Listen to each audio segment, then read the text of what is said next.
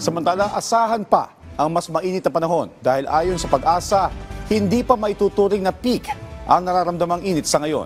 Ang detalye sa Balitang Pambansa ni Rod Lagusad ng PTV Manila.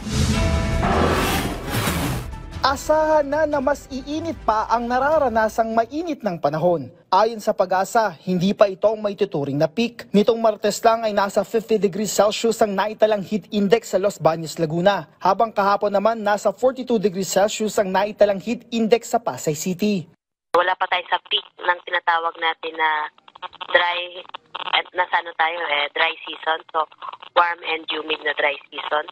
So, ina-expect pa natin na sa mga darating na araw ay mas magkakaroon pa tayo ng maitatala na matataas na heat index kahit dito sa Metro Manila.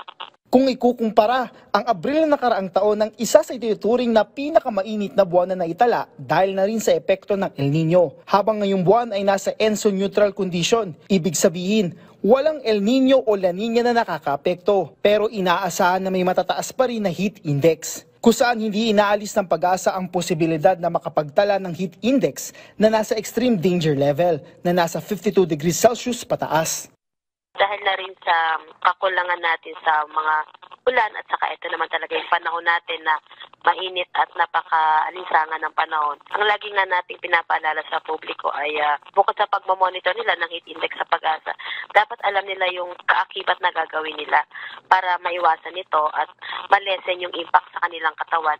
Kaugnay nito, matapos ang ilang taon kasunod ng epekto ng COVID-19, inanunsyo ng Department of Education na balik Hunyo na ang pasukan ng mga mag-aaral sa bansa, kung saan June 16 ang pagsisimula ng school year 2025 to 2026, habang maaari namang sumunod dito ang mga pribadong paaralan. Pero ano nga ba ang aasahan sa panahon ng pagbubukas ng klase? Ito'y lalo't may mga pagkakataon na nakakansela ang klase dahil sa mataas na heat index. Usually naman ang ating tinatawag na onset ng rainy season ay sa last week ng May at saka sa second half ng June. So sa mga panahon na to, makaka-expect na tayo ng may mga pag-ulan. Pero hindi pa talagang kasagsagan ng ulan kasi nagsisimula pa lang. At pagdating sa heat index, inaasahan na mas mababa ang maitatala. Mula sa PTV Manila, Rod Lagusad, Balitang Pambansa.